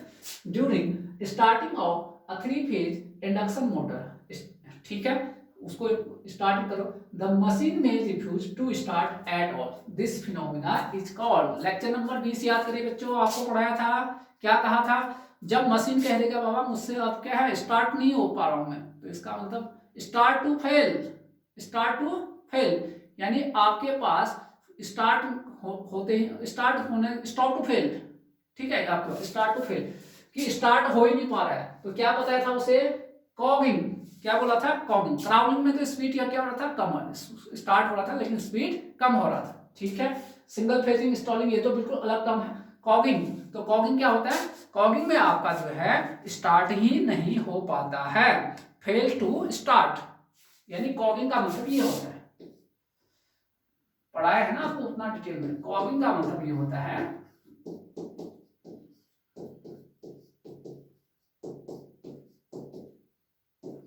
फेल टू स्टार्ट, ये है कॉगिंग का मतलब। तो क्या है, during starting of a 3 phase induction motor the machine में रिफ्यूज टू स्टार्ट, मशीन ने कह दिया कि बाबा मैं आपका स्टार्ट नहीं होने वाला, तो इस घटना को क्या बोलते हैं, कॉगिंग बोलते हैं। तो लिखिए आपका कॉगिंग का मतलब क्या होता है, फेल टू स्टार्ट।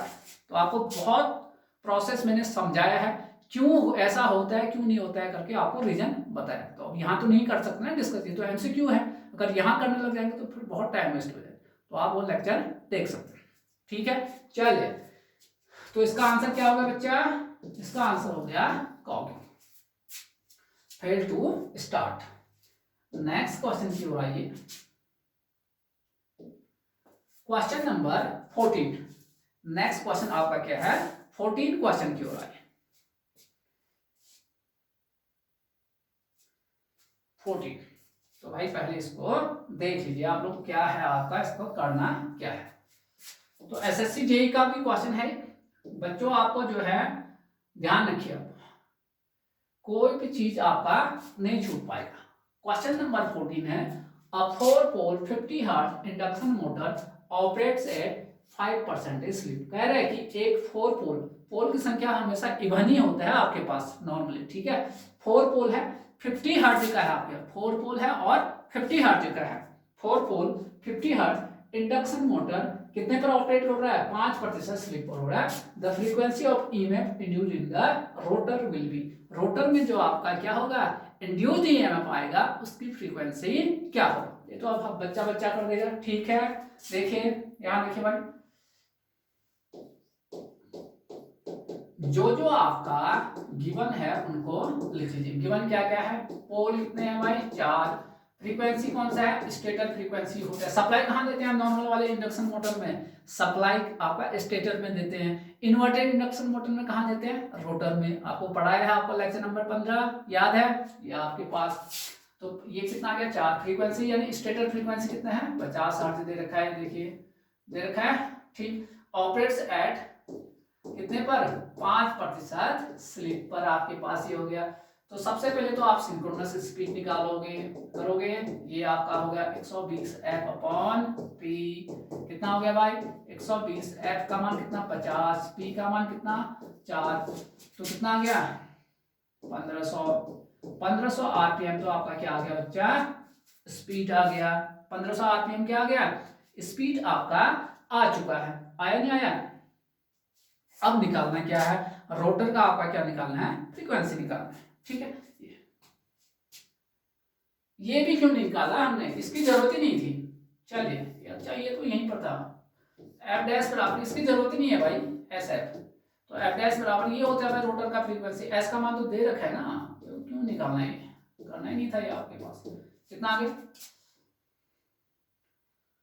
कितना है, एफ का मान 50, 50 दूनी 100, तो कितना आ गया 2.5 हर्ट्ज। इसकी जरूरत ही नहीं थी आपके पास। ठीक है, चलिए कोई बात नहीं। तो आपके पास यहाँ, हाँ, इसकी हेल्प से आप जो है रोटर का स्पीड निकाल सकते हो। अगर रोटर का स्पीड पूछता है तब निकाल सकते हो, तो क्वेश्चन को ध्यान। तो हमारा काम यहीं पर हो गया। 2.5 हर्ट्ज आपका सी ऑप्शन दिख रहा है। 2.5 बच्चा कौन सा, सी ऑप्शन दिख रहा है आपके पास। चलिए 2.5 हर्ट्ज आपको टिक कर दीजिए। नेक्स्ट क्वेश्चन की ओर टॉपिक होइए आपके पास। चलिए 15वां क्वेश्चन की ओर 15 क्वेश्चन, बहुत अच्छा क्वेश्चन। फिर से क्या बताया था, जब कंस्ट्रक्शन पढ़ रहे थे तो आपको बताया था कि भाई आपके पास ये देखिए slip ring of induction motor is usually made of. जो स्लिप रिंग होता है इंडक्शन मोटर का, जनरली किसका बना होता है, बताया था आपको कंस्ट्रक्शन में मटेरियल कौन सा यूज होता है, कौन सा, फॉस्फोरस ब्रॉन्ज। क्या, फॉस्फोरस ब्रॉन्ज। क्या बताया था आपको, फॉस्फोरस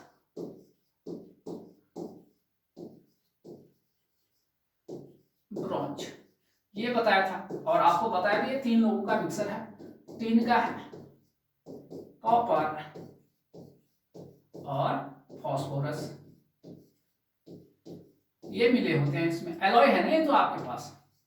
ये इनका जो है कॉम्बिनेशन होता है, किसका, टिन का होता है, कॉपर का होता है और फॉस्फोरस। कॉपर तो हम जानते हैं, कॉपर का कॉइल बनाते हैं, कंडक्टिविटी बढ़ जाती है ना। टिन से क्या करता है भाई, टिन क्या करता है, कोर्जन रेजिस्टेंस को और स्ट्रेंथ को क्या करता है, बढ़ाता है। फॉस्फोरस क्या करता है भाई आपके पास, वेयर रेजिस्टेंस और स्टिफनेस को क्या करता है, बढ़ाता है। ठीक है, तो तीनों का काम लिख लेंगे। तो फर्स्ट लिखिए, पॉइंट बना के लिखिए, फॉस्फोरस ब्रॉन्ज एक एलॉय होता है। लिखिए, फॉस्फोरस ब्रॉन्ज एक एलॉय, मिश्र धातु, एलॉय। फॉस्फोरस ब्रॉन्ज एलॉय होता है, मिश्र धातु होता है, जो टिन, कॉपर तथा फॉस्फोरस का मिक्सचर होता है। जो टिन, कॉपर और बच्चा किसका, फॉस्फोरस का वो मिक्सचर होता है। फर्स्ट पॉइंट लिखिए, फर्स्ट एड लिखिए कॉपर। कॉपर क्या लिखोगे, कॉपर की कंडक्टिविटी क्या होता है, हाई होता है। डैश करके एक पॉइंट लिखना है, कॉपर की कंडक्टिविटी हाई होता है। दूसरा लिखिए टिन, नेक्स्ट हेडिंग लिखिए टिन। तो टिन के लिखिए, टिन का यूज, टिन का यूज कोरिजन रेजिस्टेंस, ये कोरिजन रेजिस्टेंस तथा स्ट्रेंथ को इंक्रीज करने के लिए, स्ट्रेंथ, स्लिप रिंग का स्ट्रेंथ हो ना, उसको स्ट्रेंथ को इंक्रीज करने के लिए किया जाता है। थर्ड हेड लिखिए फॉस्फोरस, थर्ड हेड लिखिए बच्चा फॉस्फोरस। देखिए फॉस्फोरस का यूज वियर रेजिस्टेंस, कौन सा, वियर रेजिस्टेंस तथा इसको बच्चा स्टिफनेस, स्टिफनेस को इंक्रीज करने के लिए किया जाता है। तो इसलिए जो है ये सारे प्रॉपर्टी जो है फॉस्फोरस ब्रॉन्ज में होता है, इसलिए स्लिप रिंग को ये प्रॉपर्टी चाहिए होता है। स्लिप रिंग को बनाने के लिए कंस्ट्रक्शन पढ़ा था हम लोग ने डिटेल में, तो स्लिप रिंग को जो है ये प्रॉपर्टी रिक्वायर्ड होता है। इसीलिए बच्चा क्या होता है कि स्लिप रिंग का यूज जो है, स्लिप रिंग को बनाने के लिए फॉस्फोरस ब्रॉन्ज का यूज किया जाता है। आई बात समझ में, ठीक है, अब क्लियर है। वैसे भी आपको दिखाया है आपको, तो पहले तो इसका आंसर टिक कर लिया, ठीक है। चलिए 15वां क्वेश्चन भी आपका हो। नेक्स्ट क्वेश्चन की ओर आइए, क्वेश्चन नंबर 16 को पढ़िए, ध्यान से पढ़िए आप लोग।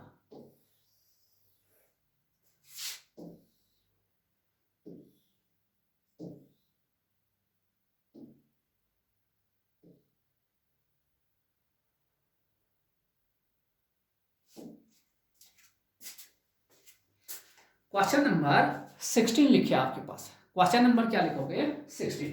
चलिए क्या है question? A 3-phase induction motor is wound for 6 poles and is supplied from a 60 Hz supply.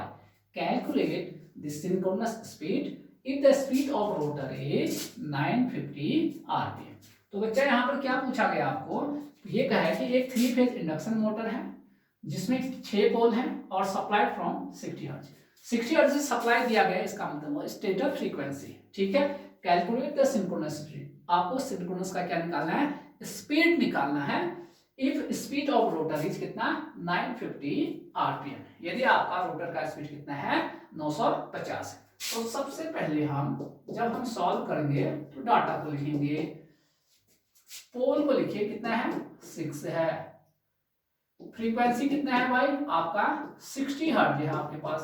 ठीक है, सिंक्रोनस स्पीड को तो कैलकुलेट करना है, ये ns होता है। और रोटर का मतलब ये है, कितना है? 950 है। ठीक है, इतनी बातें आपकी आ गई तो आपका तो क्लियर हो गया इतना आप चीजें। तो ns तो आपको निकालना है। ठीक है, ns आपको निकालना है। तो वीडियो को आप पॉज करने वाले हो और उसके बाद आपका तुरंत आंसर आ जाएगा। चलिए भाई लिखिए फटाफट। तो क्या बताया था? डबल रिवॉल्विंग थ्योरी के अकॉर्डिंग ns बराबर क्या होता है? 120 F/P। यही तो आपका सिंक्रोनस स्पीड रहता है, होता है नहीं होता है? यही आपके पास है 120 F का मतलब 60 हर्ट्ज दे रखा है, P का मतलब कितना है? 6। ये आपके पास है। आप इसको गुना करिए तो आपको जो है आंसर कितना आएगा? 1200 आरपीएम। कितना आएगा? 1200 आरपीएम आपका आंसर आ गया। तो इसका मतलब ये हुआ 1200 आरपीएम आपको यहां से मिल गया।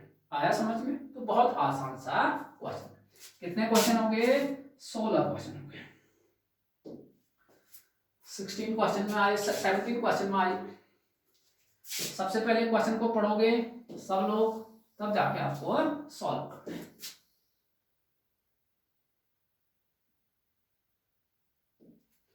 क्वेश्चन ये है भाई आपके पास, जल्दी पढ़िए सभी लोग। चलिए फास्ट पढ़िए।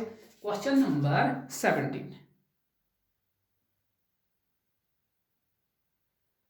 Question number 17।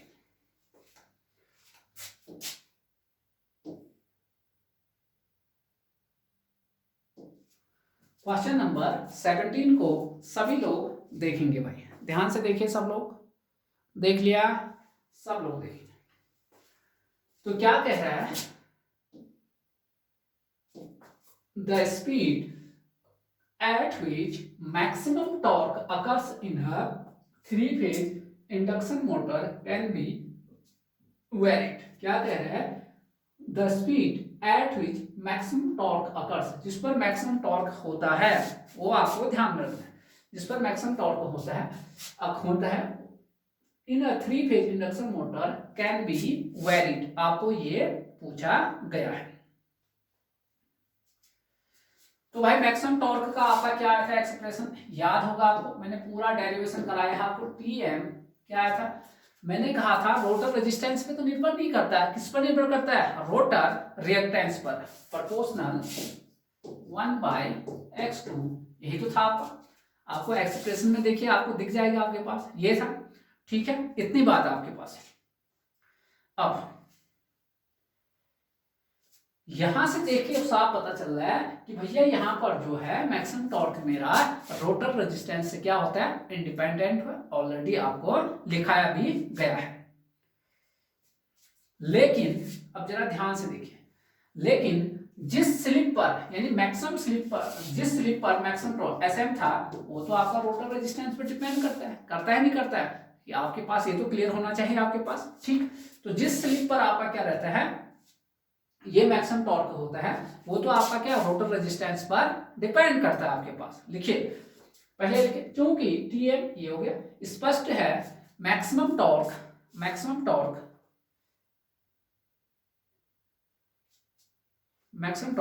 इस एक्सप्रेशन से रोटर रेजिस्टेंस पर डिपेंड नहीं कर रहा है।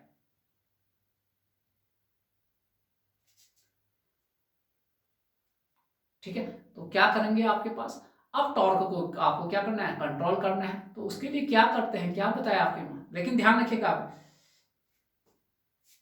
परंतु मैक्सिमम स्लिप, परंतु वह स्लिप जिस पर, पॉइंट नंबर 2 लिखिए, परंतु वह स्लिप जिस पर मैक्सिमम टॉर्क प्राप्त होता है वह रोटर रेजिस्टेंस पर डिपेंड करता है। ये तो हो गए जो काम की चीजें वहां थी, ठीक है। अब आपको अभी कुछ देर पहले भी कहा था कि भैया आपके पास टॉर्क जो है, टॉर्क का एक्सप्रेशन रेजिस्टेंस पर डिपेंड करता है आपके पास, लेकिन यहाँ रोटर पर तो निर्भर नहीं कर रहा है। तो इसका मतलब ये है, इसको कंट्रोल करने के लिए आपको रोटर में क्या डाला था हम लोगों ने, वहां पर देखिए लेक्चर में एक्सटर्नल रेजिस्टेंस को डाला था हम लोगों ने। तो लिखिए आपको मैंने एक डायग्राम बनाया था ना, बिल्कुल आप लिखिए। तब तो हमने कहा था ना, अभी starting torque proportional to rotor copper loss, external resistance डाला था ना वहां पर आपके पास, तो बात वही तो है। और मैक्सिमम टॉर्क कहां पर अकर होता है, स्टार्टिंग में तो ही तो अकर होता है, समझ गई बात। चलिए लिखिए, अतः मैक्सिमम टॉर्क को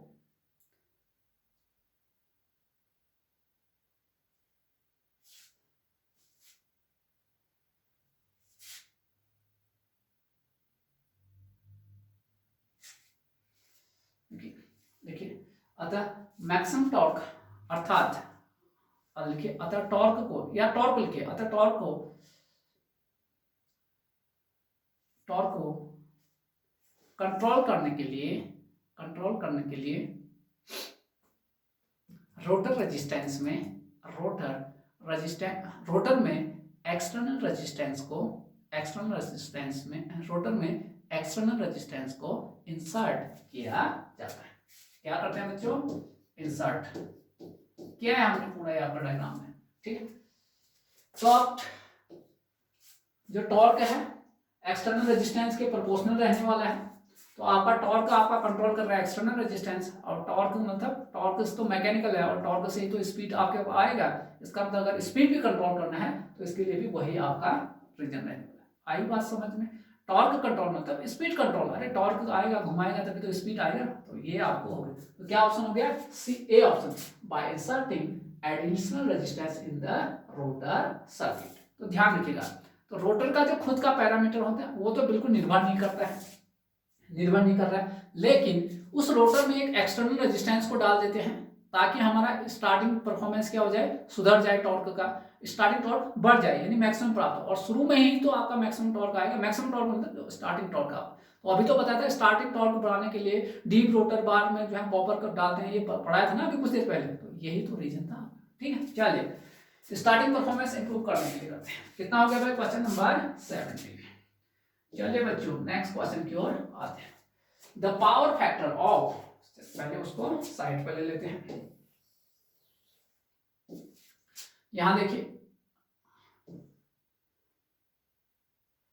ये है the power factor of a squirrel cage induction motor is, देखिए पावर फैक्टर ऑफ स्क्वायरल, एक मैंने बताया था दो टाइप के थे ना रोटर के कंस्ट्रक्शन है, ये थे आपके पास, ये एक SCIM squirrel cage induction motor और दूसरा वाउंड रोटर इंडक्शन मोटर, ये थे आपके पास दो टाइप। तो वहीं पर देखिए the power factor of squirrel cage induction motor is क्या होता है, ये कह रहे हैं। चलिए भाई बताइए, कौन बताने वाला है, बताइए।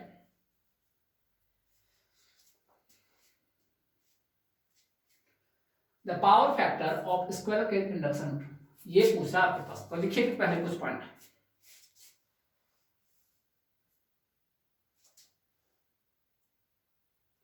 याद करिए बच्चों, आपको दो टेस्ट बताए गए थे, एक ब्लॉक रोटर टेस्ट बताया था और दूसरा नो लोड टेस्ट बताया गया था।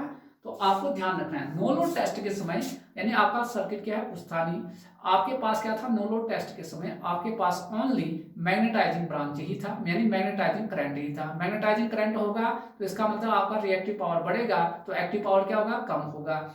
एक्टिव पावर कम होगा तो इसका मतलब वहां पर क्या होगा, पावर फैक्टर का मान कम होगा। पावर फैक्टर का मान कम होता है, इसीलिए तो जो आपके पास नो लोड लॉस को यहाँ कैलकुलेट करने के लिए आपको जो है लो पावर फैक्टर का यूज करते हैं। यही तो पढ़ा था, यही ट्रांसफॉर्मर में पढ़ा था, और यहीं पर भी तो टेस्ट में जब टेस्ट परफॉर्म किया था हमने लेक्चर नंबर 10-12 में, तो वहीं तो यही तो पढ़ा था। तो यही पूछा है, the power factor of squirrel cage induction motor is क्या होता है, जब आपका load low at light loads, जब आपका लोड नहीं है, ओपन सर्किट की तरह बिहेव कर रहा है, तो उसमें क्या होगा, ओनली क्या होगा, मैग्नेटाइजिंग करंट होगा आपके पास, होगा नहीं होगा, ये देखिए आपके पास मैग्नेटाइजिंग ये वाला सभी ये बताया है सब पूरा ही, ये होगा ये आई नॉट ही, जब ये ओपन सर्किट है आपके पास, तो भाई आपका पास ये मैग्नेटाइजिंग ब्रांच है आपके पास, ओनली क्या है, मैग्नेटाइजिंग ब्रांच, और ये तो आपका क्या है, मैग्नेटाइजिंग ब्रांच है, तो इसका मतलब ये क्या कर देगा, रिएक्टिव पावर को तो बढ़ाएगा, लेकिन एक्टिव पावर को क्या करेगा, कम, एक्टिव पावर कम कर रहा है, तो कॉस फाई क्या होता है, cos phi proportional active power कम कर दिया तो पावर फैक्टर अपने आप क्या होगा, कम हो गया बच्चों। तो इसका मतलब पहला ऑप्शन तो कर रहा है लो एट लाइट लोड्स ओनली, एक तो ये कह रहा है कि क्या लाइट लोड पर ही कम होता है, करे ये तो सही लग रहा है। दूसरा लो एट हैवी लाइट लोड्स, और ओपन कर दो, नहीं भाई और क्या हो जाएगा, ये देख लो एट हैवी लाइट लोड, ऐसा नहीं है लाइट लोड में, तो low at light and heavy load both low at rated load से, तो लिखिए आपके पास, लिखिए देखिए नो लोड या लाइट लोड के कंडीशन में, नो लोड या लाइट लोड, नो लोड या लाइट लोड के कंडीशन में ऑपरेटिंग पावर फैक्टर बहुत कम होता है, इसका मेन रीजन मैग्नेटाइजिंग, इसका मेन रीजन मैग्नेटाइजिंग करंट होता है, इसका मेन रीजन कौन होता है बच्चों, मैग्नेटाइजिंग करंट होता है, मैग्नेटाइजिंग करंट होता है, ठीक है। और देखिए नो लोड के कंडीशन में ओनली कौन सा लॉस होगा, ये कौन सा लॉस होता है, कोर लॉस, आर आई से रिप्रेजेंट करते हैं। देखिए पॉइंट नंबर 2, नो लोड के कंडीशन में केवल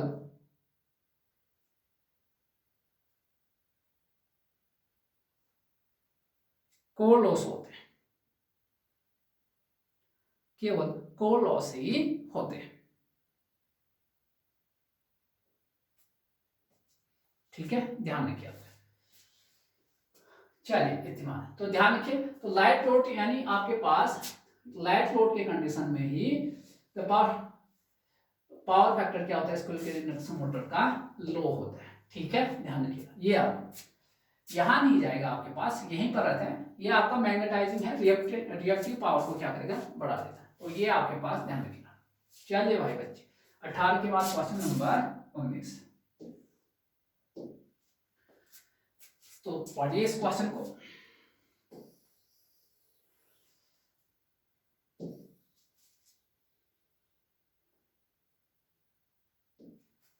इस क्वेश्चन को ध्यान से पढ़िए और खुद करने की कोशिश कीजिए आपके पास, ठीक है, क्वेश्चन को पढ़िए और खुद इसको सॉल्व करने की कोशिश। क्या करें, इन an induction motor if the air gap is increased, भैया अगर आप इंडक्शन मोटर में एयर गैप बढ़ा दोगे तो क्या होगा, ये पूछा जा रहा है आपके पास।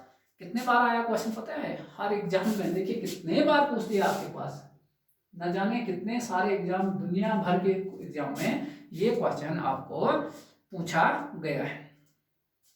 तो बताए क्या होगा, लिखिए भाई आंसर में लिखिए, पॉइंट बना के लिखना है, लिखिए।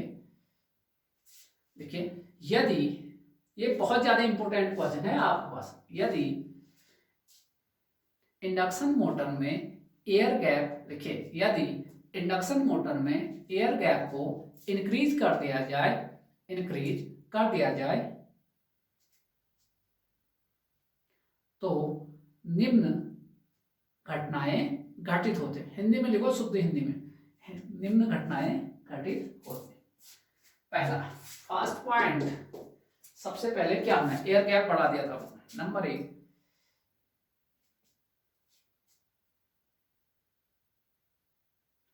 the magnetic flux in the air gap will decrease, the magnetic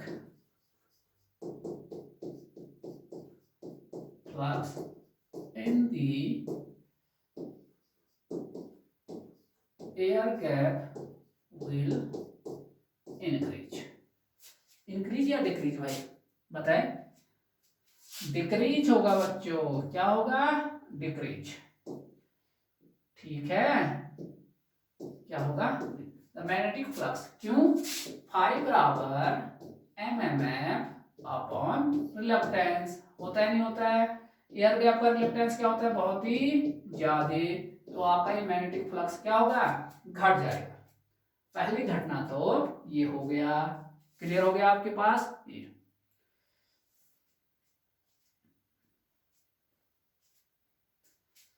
दूसरे पॉइंट नंबर, तो ये तो है नहीं ऑप्शन में अभी, ठीक है, इतनी बात आपके पास।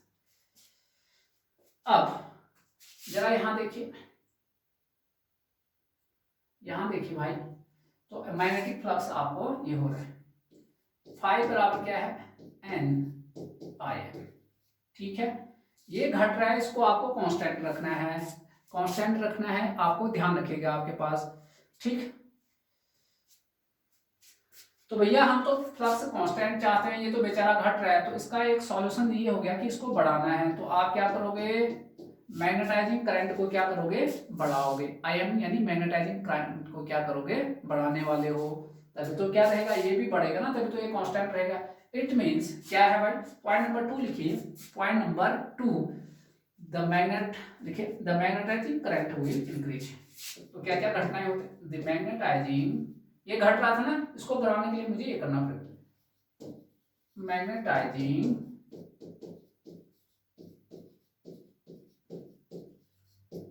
Current will increase. अब अभी कुछ देर पहले बताया मैग्नेटाइजिंग करंट बढ़ेगा, तो इसका मतलब मैग्नेट रिएक्टिव पावर क्या होगा, बढ़ेगा। आपको तो पता ही है ना, ये देखिए S बराबर क्या होता है, P square plus Q square. ये इसको ऐसे भी लिख सकते हो, P बराबर S square minus Q square लिख सकते हैं। यहाँ देखिए कैसे बढ़ रहा है, क्या हो रहा है घटना, ये बहुत इंपॉर्टेंट क्वेश्चन है, इसलिए इसको आपको, ये आपका बढ़ गया तो ये ओवरऑल क्या होगा, घट गया, तो आपका एक्टिव पावर क्या हो गया, घट गया। The magnetising current will increase, तो यहाँ पर एक्टिव पावर घट गया आपका। अब पावर फैक्टर क्या होता है, प्रोपोर्शनल टू पी होता है, तो पावर फैक्टर भी आपका घटेगा, होगा नहीं होगा, तो पावर फैक्टर भी आपका घट गया है, ठीक है। चलिए देखिए क्या लिखा, the magnetising current will increase, this will cause a poor, तो लिखिए this will cause a poor power factor, यानी पावर फैक्टर बहुत खराब हो गया आपके पास, poor power factor. Air gap बढ़ाने से ये दो समस्या तो आपके आ चुके हैं, ठीक है। इतनी बात आपको ध्यान रखना है।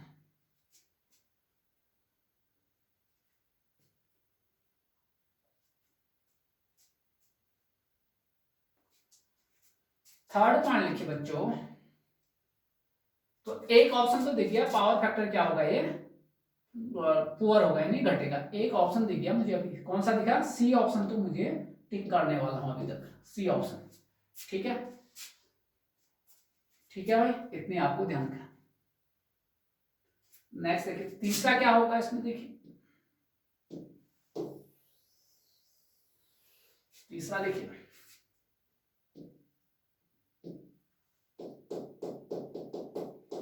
भाई आपका मैग्नेटाइजिंग करंट क्या हो रहा है, बढ़ रहा था। थर्ड पॉइंट लिखिए, the magnetising inductance of motor, inductance देखिए फाई बराबर क्या था, एल आई, ठीक है। ये आपके पास है, ये आपका घट रहा था, या ये यूं कहे एल इनवर्सली प्रोपोर्शनल, ये कहे ना फाई बाय आई, इसको तो आपने कांस्टेंट रखने की कोशिश की, लेकिन ये बढ़ रहा है आपका, ये बढ़ेगा तो ये घटेगा, इसका मतलब ये हुआ भाई, इसको बराबर मत करिए,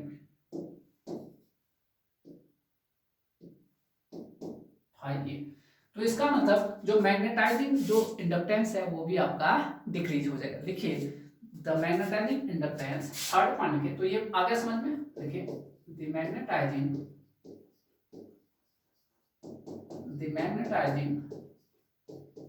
इंडक्टेंस, द मैग्नेटाइजिंग इंडक्टेंस, लिखिए the magnetising inductance of the motor thus decrease, देखिए डिक्रीज हो रहा है। 3 पॉइंट तो आपको क्लियर हो गया है, ठीक है। इतनी बात आपको क्रिस्टल क्लियर रहना चाहिए, ठीक है। इतनी बात। चौथा पॉइंट,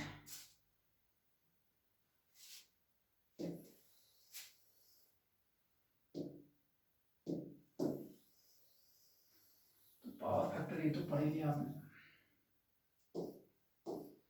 चौथा पॉइंट लिखिए, चौथा क्या होगा भाई, देखिए बहुत डिटेल में आपको जाने, क्योंकि इसलिए मैं फोकस कर रहा हूँ न्यूज पे, ठीक है। परमीएबिलिटी पर क्या असर पड़ेगा आपके पास, ठीक है, परमीएबिलिटी पर क्या असर पड़ेगा ये भी आपको ध्यान में रखना है। क्यों, यहाँ देखिए रिलक्टेंस ये होता है, रिलक्टेंस बराबर क्या होता है, एल म्यू ए, ये होता है रिलक्टेंस बराबर एल म्यू ए। अभी एयर गैप लिया म्यू कहें, ये होता है परमीएबिलिटी एल अपॉन रिलक्टेंस ए। एयर गैप का रिलक्टेंस क्या है भाई, कौन बताएगा, एयर गैप का रिलक्टेंस क्या होता है, बहुत ज्यादा, तो इसका मतलब परमीएबिलिटी भी क्या होगा, रोटर टू स्टेटर में जो एयर गैप है उसकी परमीएबिलिटी क्या होगा, बहुत ही कम होगा, ठीक है। चलिए लिखिए द परमीएबिलिटी ऑफ, चौथा पॉइंट लिखिए, द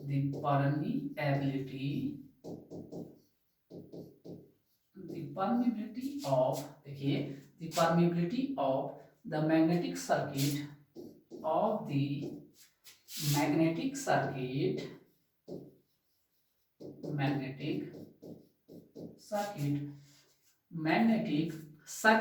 the permeability of, देखिए the permeability of the magnetic circuit rotor to stator, magnetic circuit का rotor to stator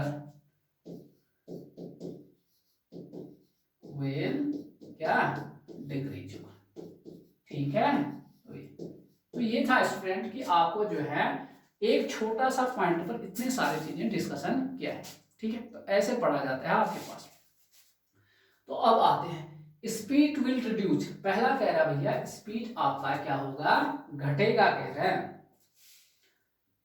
स्पीड घटेगा, इससे कोई लेना देना नहीं। दूसरा इफिशिएंसी विल इंप्रूव, अरे एयर गैप कर दोगे तो वहां पर लॉसेज ज्यादा होंगे, तो कहाँ का आपका वो होगा, ठीक है। चलिए पावर फैक्टर घट गया था, ठीक है, C option. Break down torque will reduce, नहीं आपको ज्यादा टॉर्क लगाना पड़ेगा, ठीक है। तो इसका मतलब कौन सा ऑप्शन सही हो गया, सी ऑप्शन सही हो गया, ठीक है। तो जब भी आपको एयर गैप बढ़ाओगे तो इतने सारे फिनोमिना होने वाले हैं, और इतना सारी चीजें हमने डिस्कस कर लिया है, ठीक है।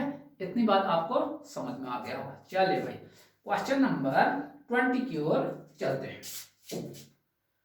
आइए भाई क्वेश्चन नंबर 20, तो वो क्वेश्चन आपका इससे 19वां वाला काफी इंपोर्टेंट है ना। तो आपके पास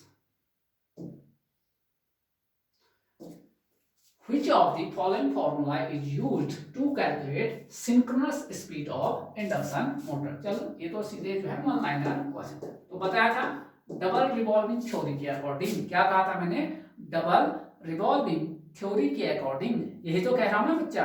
तो आपके पास क्या था भाई, सिंक्रोनस स्पीड क्या था, ns बराबर 120 f अपॉन p। तो आपके पास ये कहीं पर है, तो उस ऑप्शन को टिक कर दीजिए। तो 20वें का कौन सा ऑप्शन सही हो गया, सी ऑप्शन आपको सही होगा, ठीक है। देखिए कितना कभी कभी जो है कुछ क्वेश्चन इतने आसान भी आ जाते हैं, ठीक। चलिए 21वें वाले क्वेश्चन की ओर करिए, क्वेश्चन नंबर 21। चलिए भाई सभी लोग करिए फटाफट।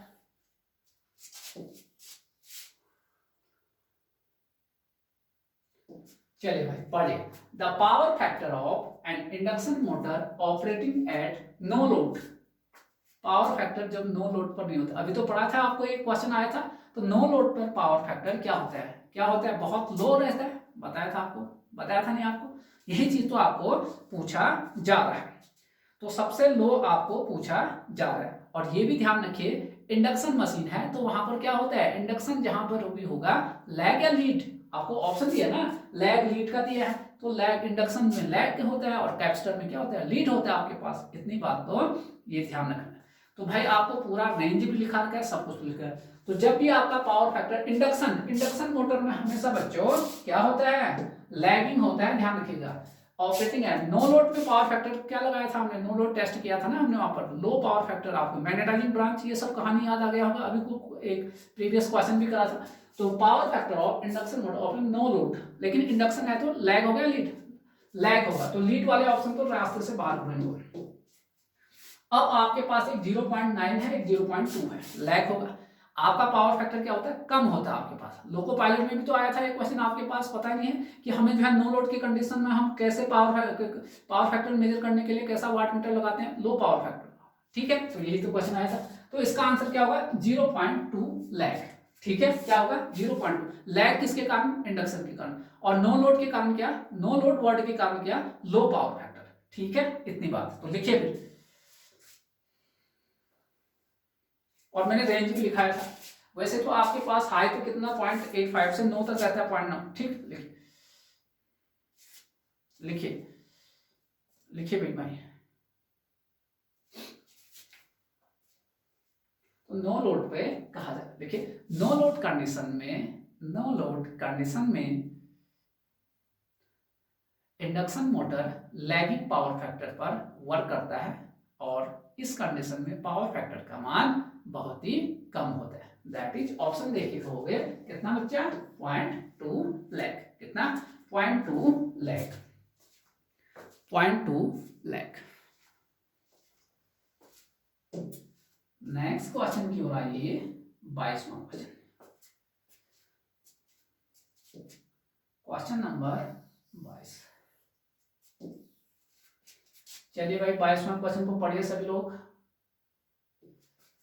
3 phase 8 pole 50 hertz induction motor run at 600 RPM, calculate slip. अब तो आसान हो गया, डीएमआरसी का क्वेश्चन है। कह रहा है कि एक 3 फेज 8 पोल 50 हर्ट्ज का इंडक्शन मोटर है जो कितने पर रन कर रहा है, 600 आरपीएम। तो बच्चों बता सकते हो 600 आरपीएम क्या है, रोटर का स्पीड। दिया हुआ स्पीड हमेशा रोटर का स्पीड होता है, एनआर है आपके पास। तो आपको स्लिप कैलकुलेट करना है। क्या कैलकुलेट करना बच्चा, स्लिप कैलकुलेट करना है। तो सॉल्यूशन देखिए, P कितना है, 8 है, फ्रीक्वेंसी स्टेटर का 50, ये दिया हुआ स्पीड कौन सा, रोटर स्पीड आरपीएम में है।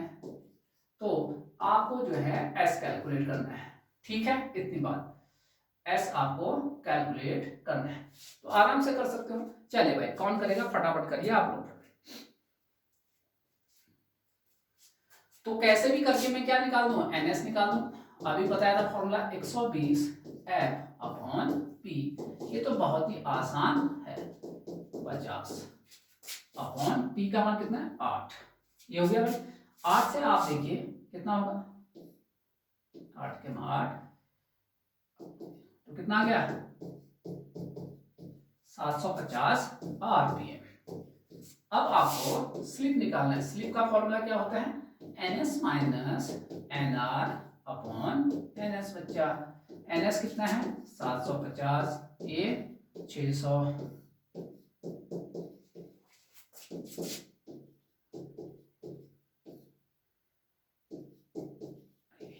ठीक है, तो 15 पंचे 75, 1/5 ये आ गया। 1/5 यानी आपका 0.2 आ गया आपके पास। तो स्लिप कितना आया भाई आपके पास, क्वेश्चन नंबर 22 का 0.2। तो आपका 0.2 आपका कौन सा है, सी ऑप्शन आपका सही आ गया।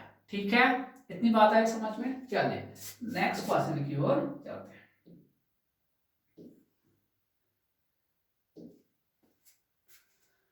चलिए भाई नेक्स्ट क्वेश्चन की ओर आइए, क्वेश्चन नंबर 23।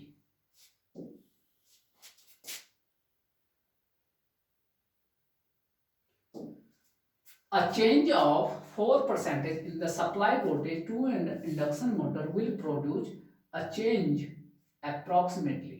ये क्वेश्चन फर्स्ट वाले क्वेश्चन नंबर किसकी तरह आ गया भाई, ये क्वेश्चन आपका क्वेश्चन नंबर 2 की तरह ही हो गया आपके पास। ठीक है, चलिए पहले कोशिश करें 23 क्वेश्चन को आप जल्दी करोगे। क्या है, अ चेंज ऑफ 4%, 4% का चेंज करोगे किसमें, supply voltage to induction motor will produce. तो आपका टॉर्क में अगर कह रहा है कि आपका सप्लाई वोल्टेज में कितना 4% का चेंज कर दोगे, तो आपको मुझे बताना है कि टॉर्क में कितना चेंज होगा। ठीक है, तो आपको ये बताना है। ठीक हो गया भाई, चलिए फटाफट करिए, कितना चेंज होगा आपको बताना है। 4% का चेंज किया गया है ये आपके पास। देखिए वोल्टेज में जो चेंज होता है उसको देखिए, a change of 4 supply voltage to a induction motor will produce a change approximately कितना होगा, ठीक है। चलिए भाई फटाफट देखिए,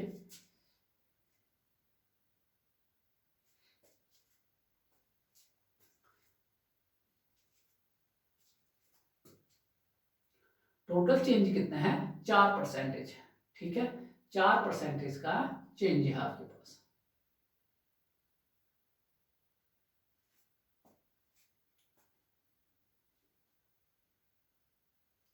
चार परसेंटेज का चेंज है आपके पास।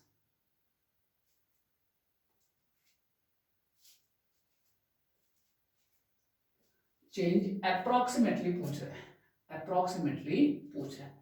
देखिए टी